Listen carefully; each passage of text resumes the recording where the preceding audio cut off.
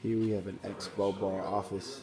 This unit was having low pressure in pulling shots and in the steam arm. So we replaced the vacuum release valve, which took a bit of time because you have to take the body off. But then while we were inside, we turned up the pressure on the steam wand about just slightly, just so there's a bit more pressure coming out of the steam valve. So let's run a shot.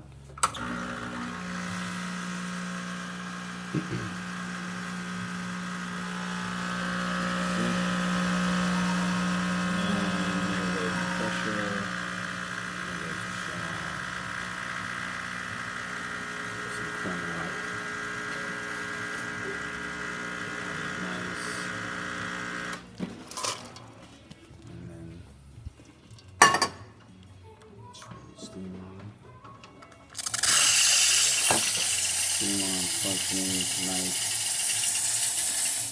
Right.